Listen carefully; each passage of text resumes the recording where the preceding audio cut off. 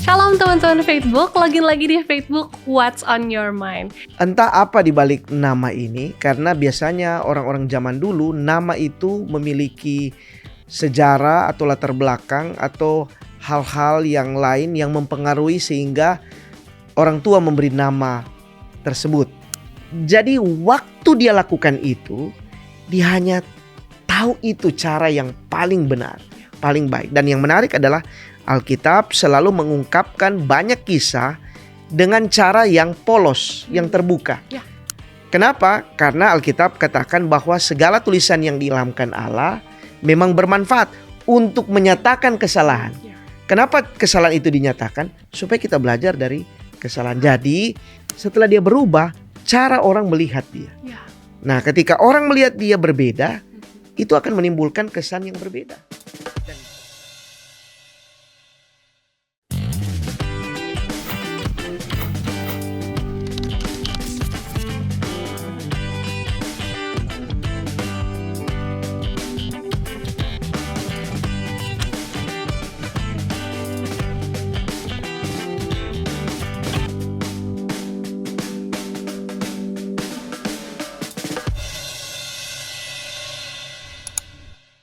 Shalom teman-teman Facebook, login lagi di Facebook What's on Your Mind. Kita sudah ada di episode baru. Semoga teman-teman semua dalam lindungan dan juga berkat Tuhan. Nah teman-teman Facebook, seperti biasa di Facebook ini kita akan membahas tokoh-tokoh Alkitab yang menginspirasi. Namun sebelum kita akan membahas tokoh Alkitab tersebut, aku tidak bosan-bosan ingin mengajak teman-teman semua untuk login dengan cara subscribe di channel Facebook ini dan juga follow semua sosial media Hope Channel Indonesia. Dan juga nih misalnya teman-teman punya tokoh-tokoh Alkitab yang teman-teman secara khusus ingin bahas, teman-teman juga boleh leave komentar di bawah. Selain itu, kalau teman-teman semua juga punya kesaksian ataupun hal-hal yang ingin doakan, teman-teman juga boleh leave komentar di bawah. Nah, saat ini teman-teman, kita akan segera memulaikan episode kali ini, tapi sebelumnya kita akan mengikuti video yang satu ini.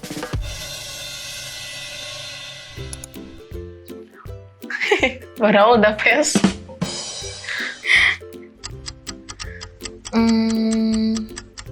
Lagu di lagu Sion. Hah? Nah, Banyak. di lengan Yesus. Selamat ya.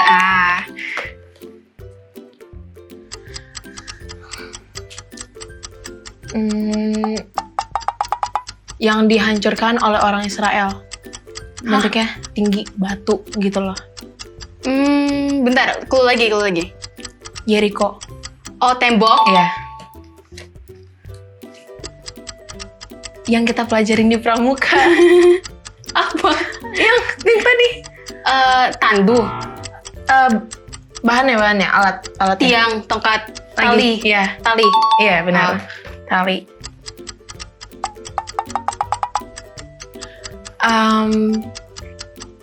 Petak umpet itu identik dengan permainan Tradisional.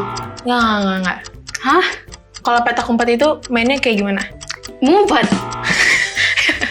Kata lain, yang lain. Sembunyi. Iya. Eh,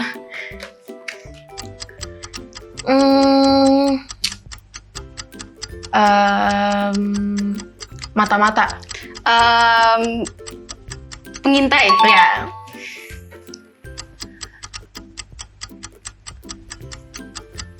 Kalau hujan di rumah kita biasanya lihat dari mana supaya tahu itu udah hujan. Jendela. Oke.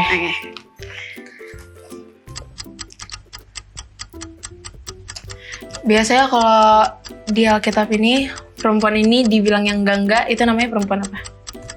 Sundal. Iya.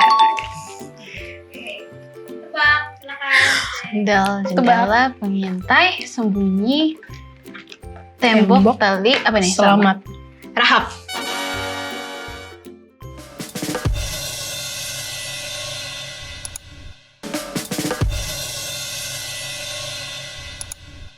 Login lagi di Facebook What's on Your Mind.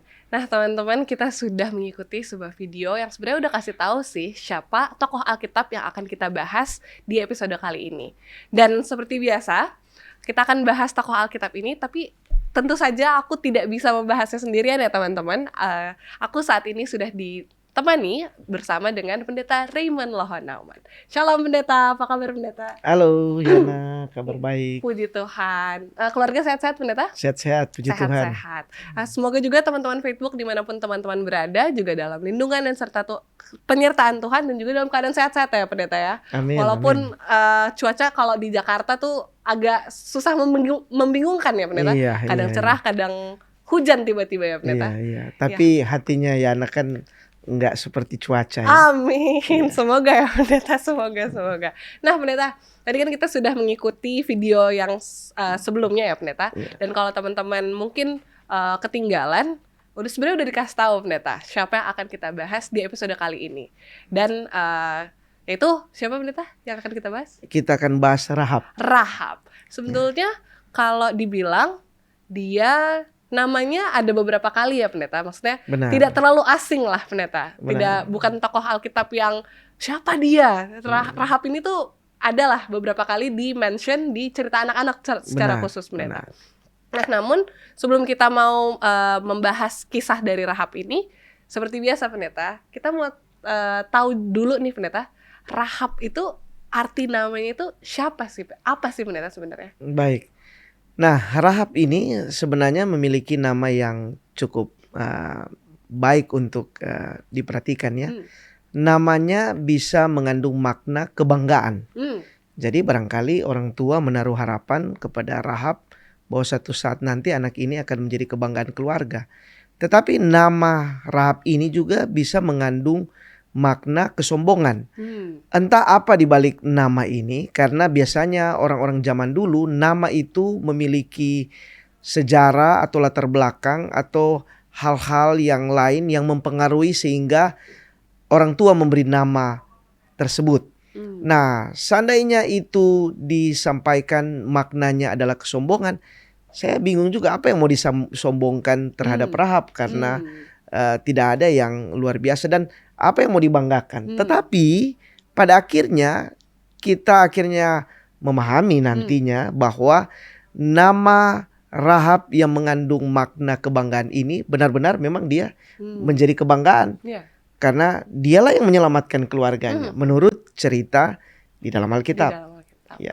Oke, berarti memang arti nama Rahab ini bangganya bisa jadi kesombongan. Karena kan gitu kan Pendeta, kalau kita terlalu bangga bisa jadi kesombongan kan Pendeta? Bisa saja ya, iya, bisa betul. saja. Oke Pendeta, sekarang yang aku ingin tanyakan kepada Pendeta, di Alkitab ini kan Pendeta kadang suka ada nama-nama yang sama kan Pendeta? Betul. Terus yang aku mau tanyakan adalah, ada berapa nama Rahab sih sebetulnya Pendeta di Alkitab?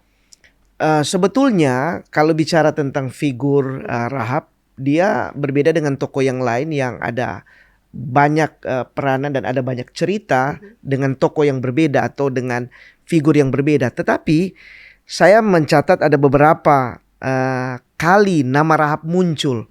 Tetapi tidak selamanya atau tidak selalu menjelaskan figur yang sama. Jadi tentunya nama yang pertama kita temukan dalam Alkitab adalah pada waktu peristiwa pengintaian di Jericho.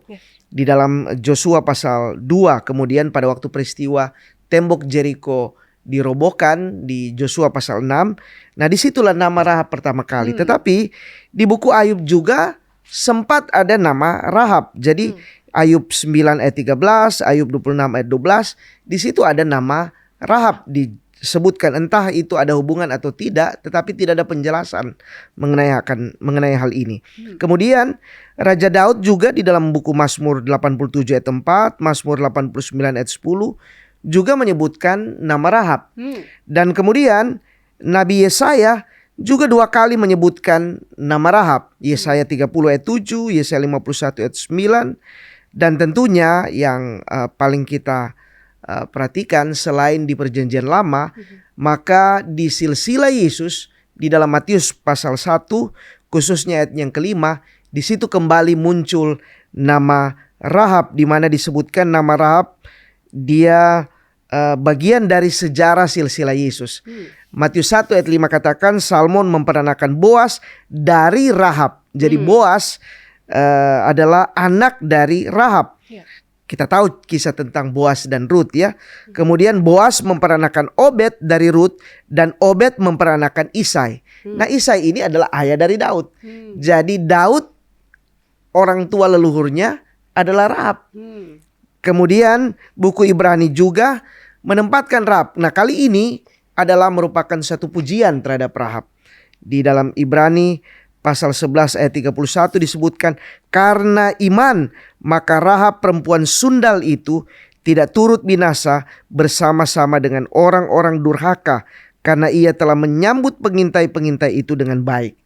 Dan yang paling terakhir dalam catatan Alkitab adalah apa yang ditulis oleh Yakobus di dalam Yakobus pasal 2 ayat 25, di mana disebutkan atau dijelaskan di situ bahwa nama Rahab adalah seorang pelacur, tetapi dia telah berbuat baik dengan cara meloloskan para pengintai Israel, seperti yang kita baca di dalam buku Yosua pasal 2. Jadi ada kurang lebih 7 kali atau 7 kitab yang berbeda, penulis yang berbeda di dalam Alkitab yang menjelaskan tentang nama Rahab ini. Nama Rahab. Ya.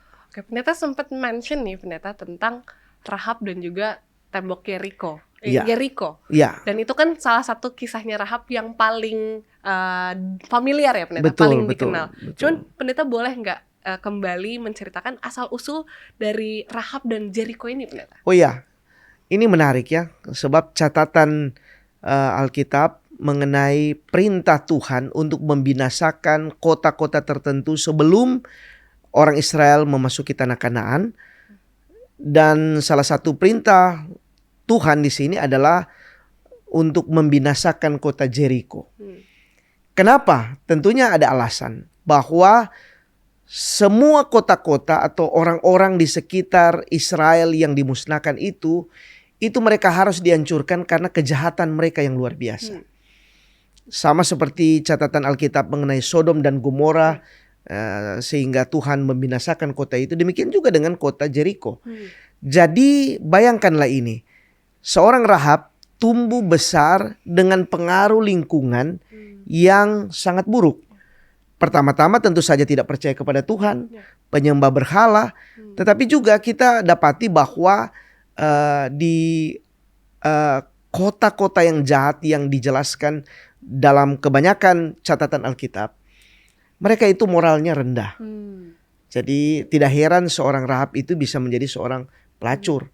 Dan itu biasa barangkali ya. Tetapi lepas dari itu, disinilah gambaran sekali lagi bahwa Rahab tumbuh besar dari lingkungan yang tidak baik. Dan kita mengerti, pahami bersama bahwa seorang anak atau satu individu yang tumbuh dari lingkungan yang tidak baik, besar kemungkinan lingkungan itu akan mempengaruhi tabiat karakter dari orang tersebut. Jadi kalau kita hanya berhenti sampai di sini berdasarkan catatan masa lalu Rahab, lingkungan dia tumbuh, orang-orang yang hidup bersamanya selama dia hidup sampai sejauh itu, maka kita bisa mengatakan bahwa kita mengerti bahwa Rahab ini bukanlah seorang yang baik. Ya. Jadi kira-kira begitulah saya ingin menjelaskan bahwa Jericho bukanlah kota yang baik, bukanlah kota yang punya pengaruh yang positif, dan itu bisa saja membuat atau mempengaruhi seorang Rahab untuk menjadi orang yang tidak benar, tidak baik. Oke, pendeta. Nah, pendeta, tapi walaupun pendeta udah sempat mention profesi dari Rahab ini, aku pengen tahu sebenarnya pendeta, di catatan Alkitab tuh ada nggak sih yang betul-betul menjelaskan secara gamblang profesinya Rahab itu apa, pendeta? Tapi pertanyaan ini kita hold dulu sebentar, pendeta, karena kita akan berhenti sejenak dan teman-teman kita akan mengikuti jawabannya di next segment. Jadi teman-teman jangan kemana-mana, tetap di Facebook.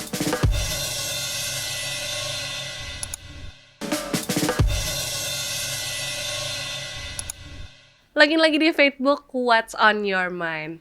Nah, masih bersama dengan Pendeta Raymond. Pendeta, tadi kita sudah bahas arti nama dari Rahab. Terus ada beberapa kali nama Rahab itu muncul di kitab yang berbeda, Perjanjian Lama dan Perjanjian Baru.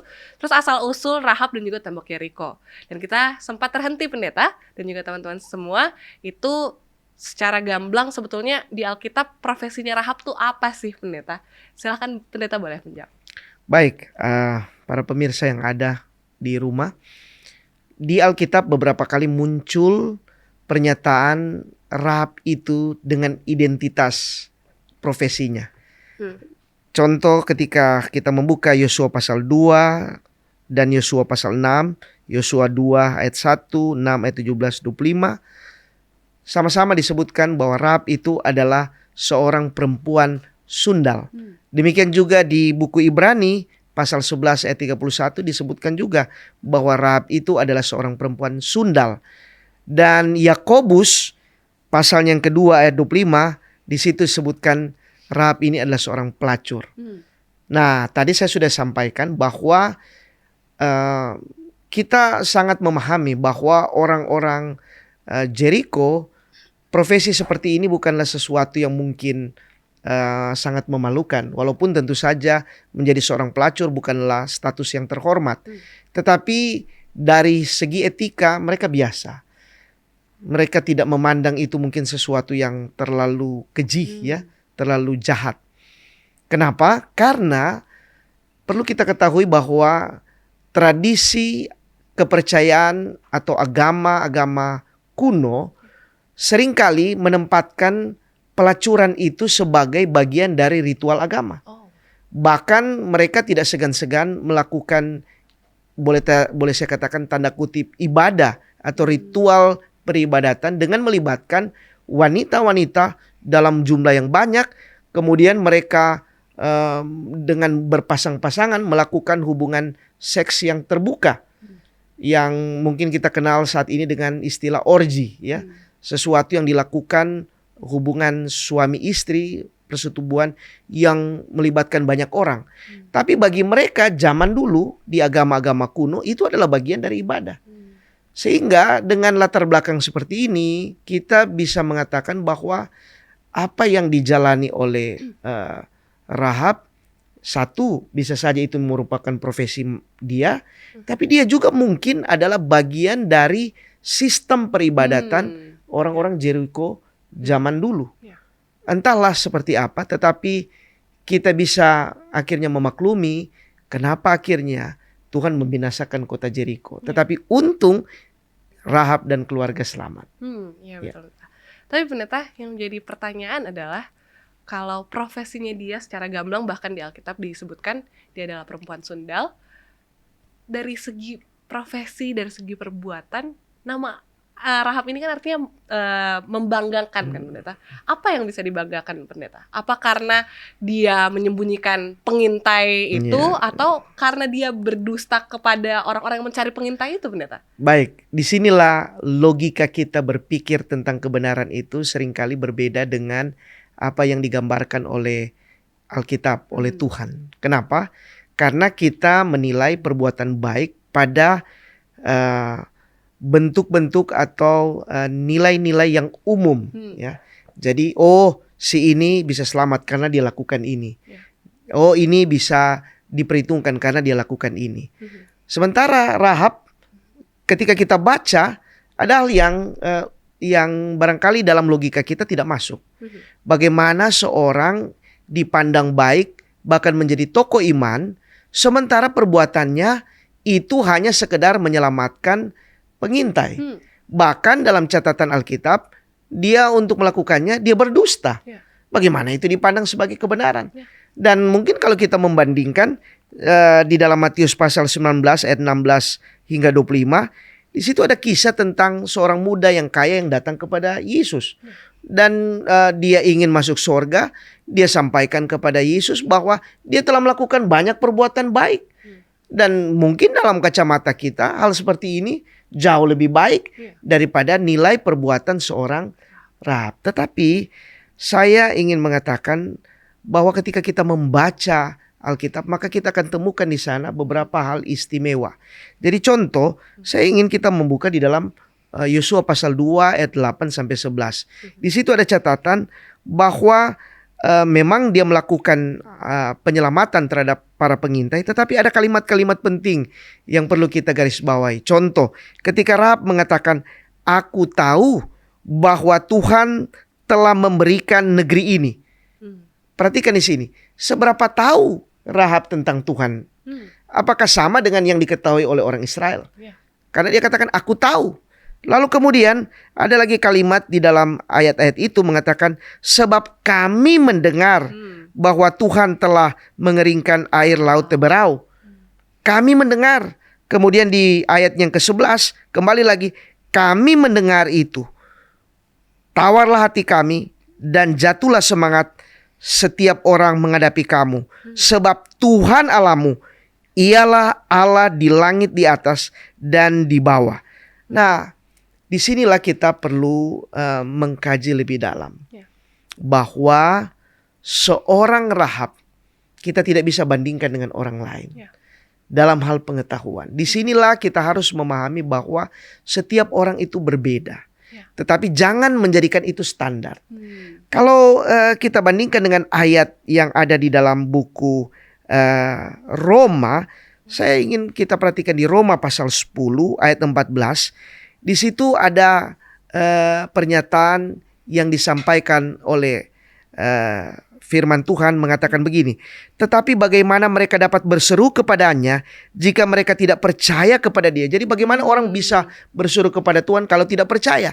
Lalu dilanjutkan begini, bagaimana mereka dapat percaya kepada dia jika mereka tidak mendengar tentang dia?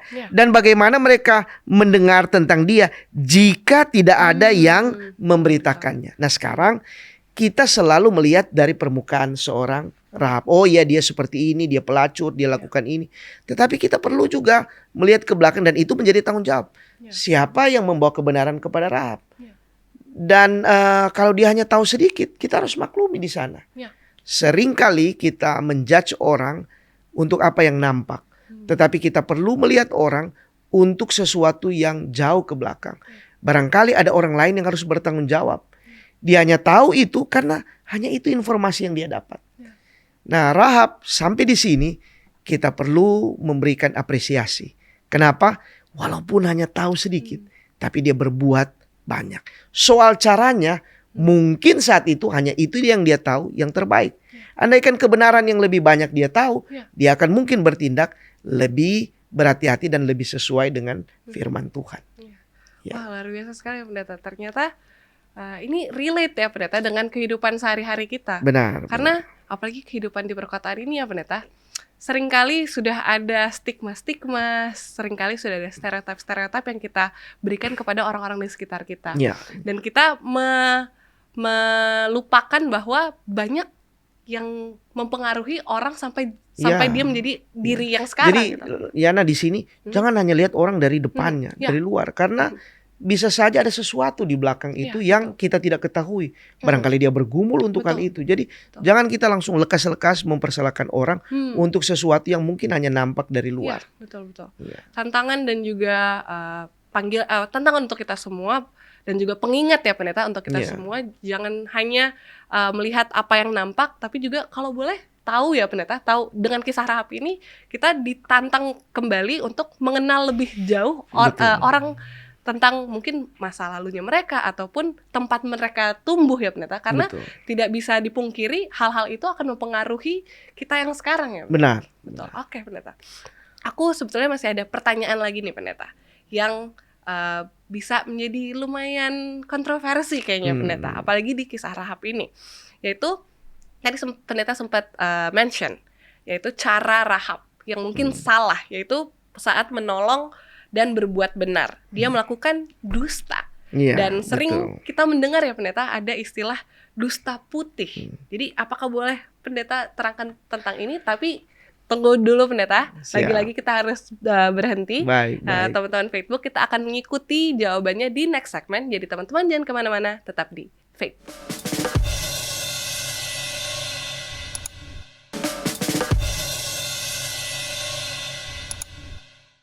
Lagi di Facebook, What's on your mind? Nah teman-teman dan juga Pendeta Raymond, tadi kita sempat terhenti nih Pendeta. Terhenti di pertanyaan yang sebetulnya ini kayaknya ada beberapa orang, oknum-oknum yang menjadikan justifikasi Pendeta. Yaitu dengan cara Rahab Pendeta. Cara Rahab menolong dan berbuat benar, itu dengan cara berdusta Pendeta. Dan akhirnya sampai ada istilah-istilah dusta putih. Nah Pendeta boleh jawab itu Pendeta. Baik, itu, ini Pendeta? Menarik ya, dusta putih. Di mana orang seakan-akan membenarkan tindakan salah, dengan cara bahwa ya memang situasi harus seperti itu ya. Saya teringat ada satu penulis namanya Norman Geisler. Norman Geisler adalah seorang penulis buku etika Kristen. Lalu di dalam bukunya dia menjelaskan tentang apa yang disebut etika situasi. Ada satu kisah yang dia kisahkan di sana. Di sana adalah pada waktu Perang Dunia Kedua ada seorang wanita Jerman yang berada di dalam satu kamp konsentrasi dan pada waktu itu tidak ada pilihan baginya untuk dapat menyelamatkan diri dan keluarganya. Kita tahu bersama bagaimana sikap Jerman terhadap etnis tertentu pada waktu itu. Dan di saat wanita ini tidak punya pilihan, maka ada satu pilihan yang mungkin tidak lazim. Di mana cara satu-satunya seorang wanita bisa lolos adalah bila mana dia dalam keadaan hamil.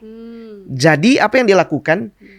Dia akhirnya mempunyai hubungan dengan seorang perwira atau seorang tentara yang menyebabkan dia hamil. Dan itulah cara dia meloloskan diri. Nah, seringkali sikap atau perbuatan seperti ini dibenarkan demi untuk sesuatu yang mungkin dianggap lebih benar. Itu sebabnya disebut etika situasi. Etika di mana membenarkan situasi atau keadaan atau sikap tertentu untuk sesuatu yang lebih baik. Tetapi perlu kita mengerti bahwa Alkitab jelas. Satu kesalahan adalah kesalahan. Dosa adalah dosa. Namun dalam kasus Rahab, saya tidak sedang membenarkan Rahab. Tetapi sekali lagi, seperti yang saya katakan, yang Rahab tahu tentang kebenaran hanya itu. Tadi saya sudah jelaskan panjang lebar latar belakang dari Rahab. Rahab tidak tumbuh besar seperti orang-orang Israel lainnya barangkali yang dari kecil diajar tentang etika yang benar, moral yang benar. Tidak seperti itu. Jadi waktu dia lakukan itu, dia hanya tahu itu cara yang paling benar, paling baik. Dan yang menarik adalah Alkitab selalu mengungkapkan banyak kisah dengan cara yang polos, yang terbuka. Kenapa? Karena Alkitab katakan bahwa segala tulisan yang diilhamkan Allah memang bermanfaat untuk menyatakan kesalahan. Kenapa kesalahan itu dinyatakan? Supaya kita belajar dari kesalahan. Jadi dalam hal ini kembali lagi, kesalahan Rahab, apakah itu benar? Itu tetap salah. Tetapi kita melihat motif Rahab, upayanya untuk menolong dan bergabung dengan umat Tuhan, bahkan mengakui Allah Israel adalah Allah yang benar, itu sesuatu yang luar biasa. Dan disinilah bukan kita yang membenarkan, tetapi tentu saja Tuhan yang membenarkan Rahab ini. Jadi masing-masing kita tidak perlu mencari pembenaran dari orang, tetapi kita mencari pembenaran dari Tuhan. Karena Tuhanlah yang membenarkan sikap kita, apakah kita benar atau tidak.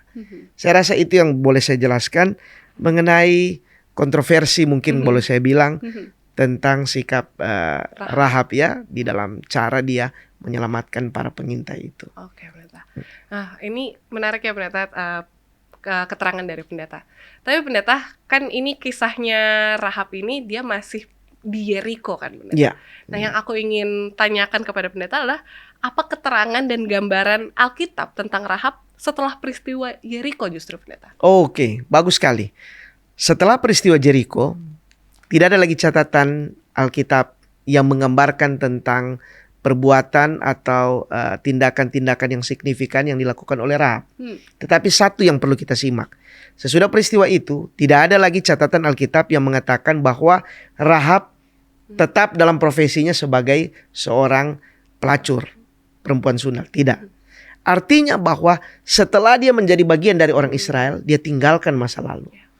Dan yang menarik adalah dalam catatan Alkitab, akhirnya dia kawin dengan orang Israel. Dan kita tahu seperti yang ditulis dalam buku Matius, bahwa Rahab akhirnya menjadi orang tua dari Boas. Boas itu yang akhirnya memiliki anak dari Ruth. Lalu kemudian anak mereka Isai itu yang akhirnya menjadi orang tua dari Daud. Artinya di sini bahkan saya boleh memberikan catatan panjang dari Matius pasal 1 menjelaskan bahwa dilihat dari latar belakang Yesus itu leluhurnya adalah Rahab. Ya.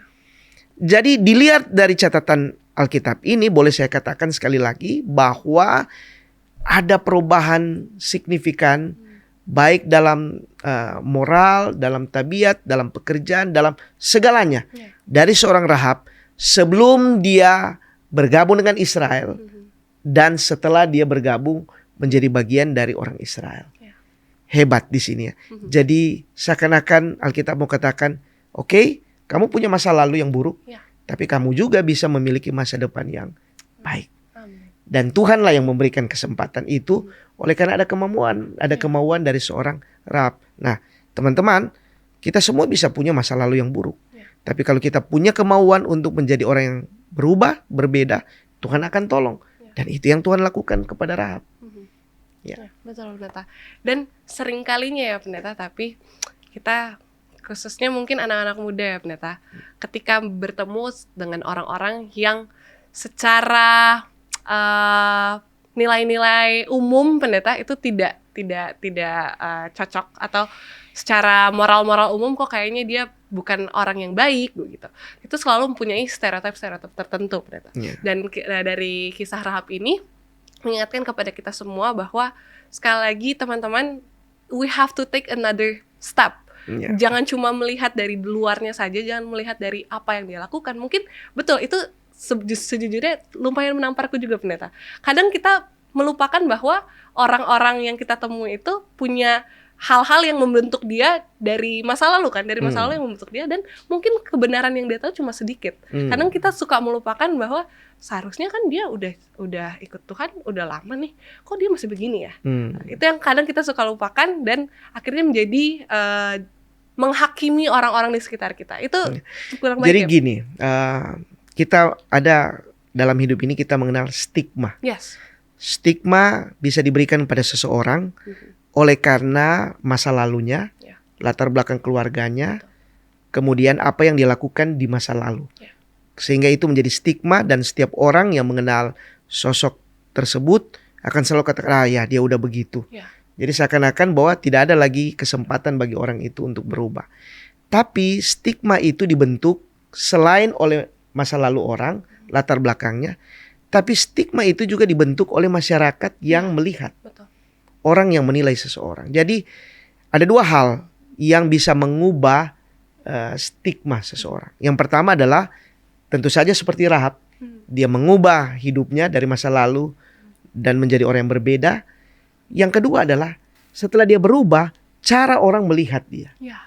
Nah, ketika orang melihat dia berbeda, itu akan menimbulkan kesan yang berbeda. Ya. Dan tentu saja itu akan menghapus stigma buruk yang ada pada orang tersebut. Jadi sekali lagi, segala sesuatu bisa boleh saya katakan tergantung juga diri kita. Ya, betul. Jadi kalau kita mau mengubah persepsi orang terhadap kita, kita yang harus ubah itu. Ya, betul. Dan tidak ada hal yang dimana kita katakan, oh tidak bisa lagi. Saya kan sudah gede, saya sudah tua, saya sudah seperti ini, saya gini. Tidak juga. Ya. Ternyata setiap orang bisa berubah. Apalagi kalau perubahan itu dari yang buruk kepada yang positif. Ya. Dan saya mau katakan sekali lagi, Tuhan bisa melakukannya. Roma 8 ayat 28 katakan, Allah turut bekerja dalam segala sesuatu untuk mendatangkan kebaikan. Jadi ya sama seperti Rahab, kita bisa berubah. Amin. Ya. Amin. Terima kasih banyak pendeta. Pendeta, nggak terasa nih kita harus berhenti. Kita akan mengikuti kesimpulan di next segment. Jadi teman-teman, kita akan ikuti kesimpulan di segmen selanjutnya. Jangan kemana-mana, tetap di Faithful.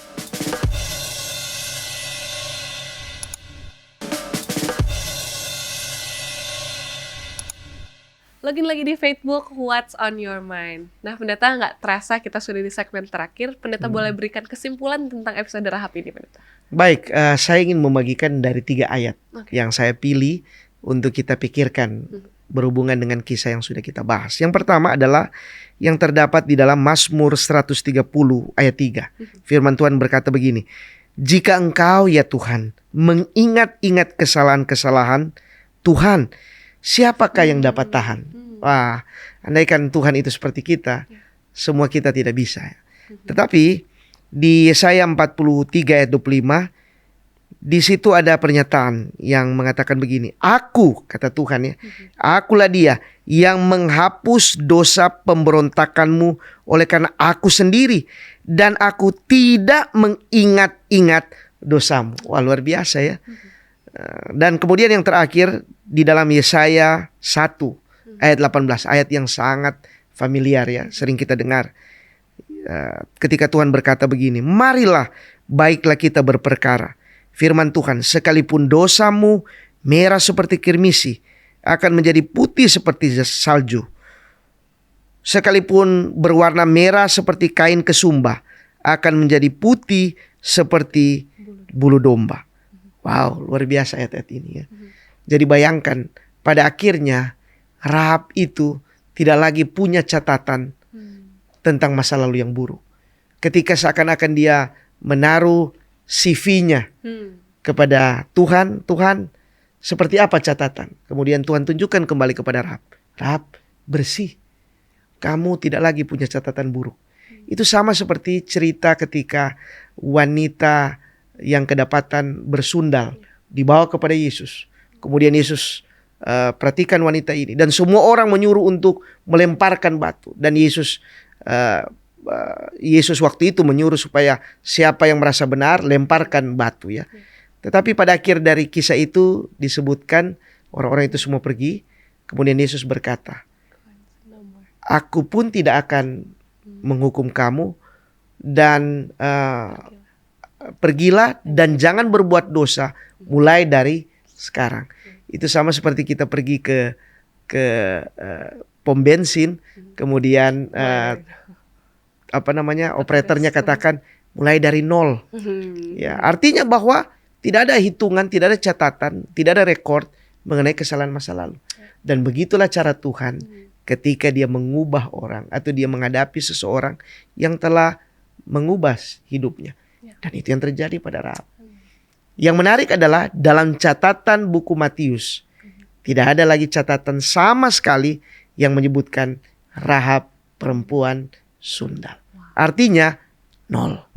Dia kembali pada posisi semula. Tidak diperhitungkan sebagai orang yang cacat dan berdosa. Oke, wah, luar biasa sekali. Pendeta boleh tutup episode ini dengan doa, Pendeta. Baik, mari kita tunduk kepala dan kita berdoa. Tuhan, kami berterima kasih oleh karena kami memiliki Allah yang sungguh memiliki kemurahan yang luar biasa.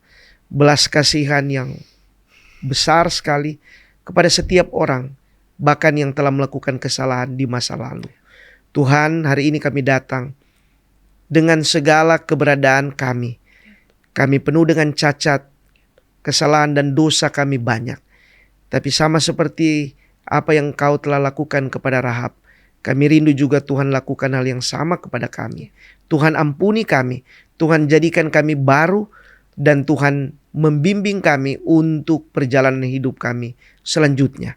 Kami rindu sama seperti Rahab yang akhirnya menjadi orang yang baik dan benar, bermanfaat bagi kehidupan keluarganya, juga bagi orang lain, dan juga menjadi bagian penting dalam catatan sejarah pekerjaan Tuhan.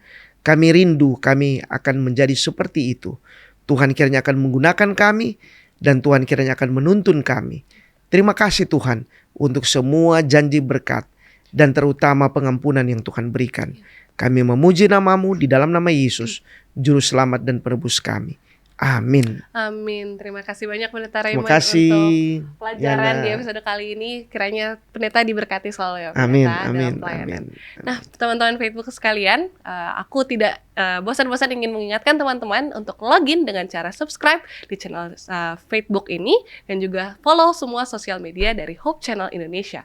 Dan teman-teman jangan lupa juga untuk menyalakan lonceng notifikasi supaya teman-teman tidak ketinggalan episode-episode baru dari Facebook.